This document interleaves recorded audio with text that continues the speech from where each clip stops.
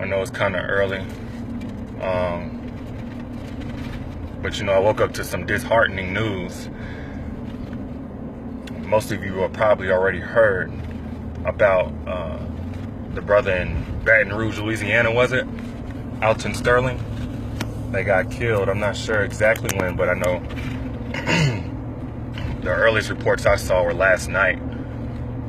Apparently, he was selling CDs outside of a convenience store, and two policemen walked up on him and whatever, had a confrontation. Somebody put out their cell phone around this time, and from the video that I could see, they had complete control of the situation. He wasn't fighting or kicking and screaming or anything like that. He looked somewhat stiff, like anybody else would be, scared for their life that two police officers are now manhandling you because you were selling CDs. But once they got him on the ground, all of a sudden you hear a policeman yell, "Gun, he's got a gun." And the police officer shortly after proceeds to shoot him, if I'm not mistaken, 6 times in his chest. We could see one hand, not the other, but it just did not look like he was in any position to grab a gun. As a matter of fact, the store owner reportedly said that he saw the whole thing, and he never saw Alton reach for a gun either. He also told the New York Daily News, according to Sean King's Twitter, that he gave Alton Sterling permission to be outside selling CDs. So Alton wasn't like violating or scaring. I imagine if you have a good enough relationship to sell CDs outside of an owner's store, you must be good people. You must have a pretty good reputation or whatever, because they don't let monsters and menaces to society do things like that.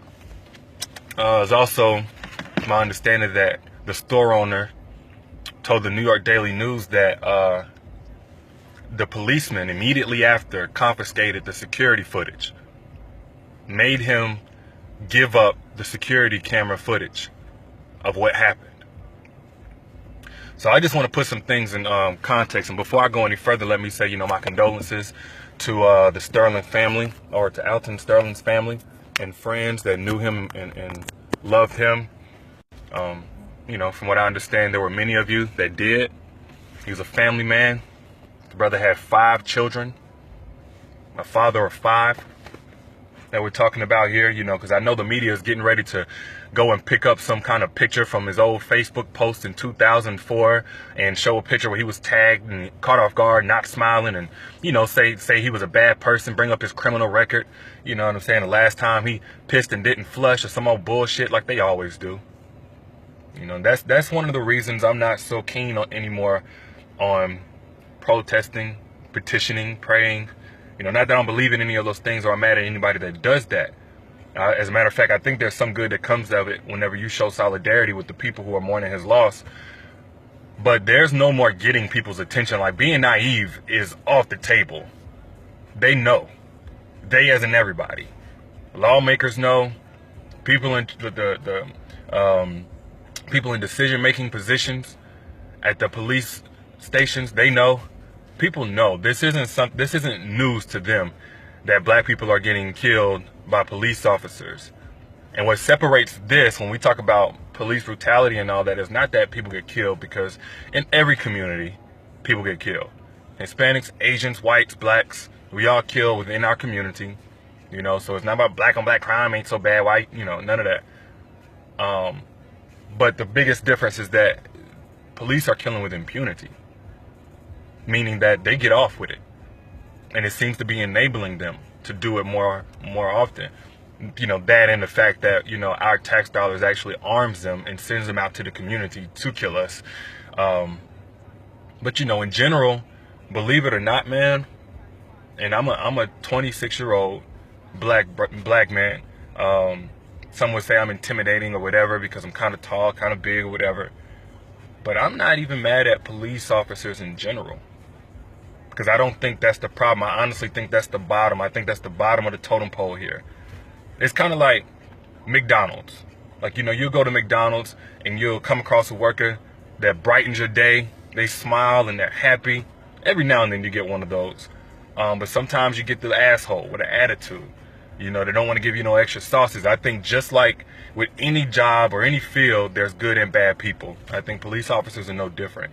The difference is at McDonald's, they can't just get pissed off at you, throw hot grease on you, then go home to their kids and say, oops, I thought she was trying to reach her hand through the drive-through window. But with police officers, they can. You get what I'm saying? So there's good and bad in every workspace. So we can sit here and argue all day about, you know, police officers are good or whatever. I actually know more good ones than I have ever come across that seem, you know, to be capable of what they did to Alton Sterling, Walter Scott, Mike Brown, so on and so forth. But whenever you have an entire culture, when you have an entire system that enables a type of behavior, I believe that's the problem. I think even if these two officers are found to be guilty of wrongdoing and they're held accountable, that's just wiping up the spill. That's not fixing the leak. And there's a big ass broken pipe here that I think we continue to ignore. The DA, the judges, the commissioner, the police sergeant, chief, all these people that go nameless and go right back to their homes, they wait for us to beat our chest and talk about it and debate about it and protest about it and petition about it till we get all this anger off our chest. Let us get it out. And then they go right back to doing things the way they were doing them before. But they are very well aware of what's going on. So, you know, my whole feeling about it is I'm over trying to debate with anybody who has a question about, you know, whether or not Black Lives Matter. I just don't think any functioning human being, like, really doesn't understand why we're out here saying Black Lives Matter. And I'm not about to walk around in fear of what could happen to me next. I do understand I'm right aligned with who they're doing this shit to. And I'm very well aware that they don't care. Because naive is just off the table. They don't care. But I hope we can skip that part of thinking that's going to be effective and actually get to some solutions that are going to be targeted at the people who are actually responsible. Not in an acute sense of just police officers, but I'm talking about the leak. I really want to fix the leak, the busted pipe, in the businesses that support that busted pipe. The businesses that that pay for those votes for the lawmakers who allow this to happen over and over again. So yeah, man, you know, it's a sad day, man. It's already a sad day for me, just hearing about that. Not that it doesn't happen often. It just sucks to have it so vivid, you know. Because this time, we in the Black community, and, you know, I guess this is a message to the non-Blacks, the whites, the Hispanic people that follow me and are watching this. We are well aware that this happens all the time. The only people who are kind of surprised and just now finding out are people outside the community that thought we were exaggerating this entire time. Because they see it on the news and it looks one way. Yeah, we live a very different reality. This time it was caught on camera.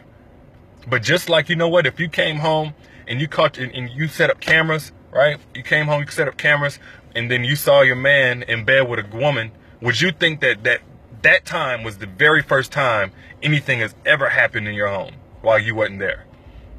No, right? With any kind of common sense, you would know this is the time I caught them, but surely this has happened several times before. This, you know, no coincidence that this just so happened to happen the one time I set up cameras. So how many times do you think this goes on when the cameras aren't around? When we don't have camera phones, when somebody isn't nearby that actually pulled out their phone and you know, got their camera app out and actually recorded. How many times do you think this has happened? And you mean to tell me people don't know about it? Not people, but the police chiefs that hire and train these people that, you know, are facilitating this culture of police brutality, because that's what it is. It's a culture at this point. You telling me they don't know?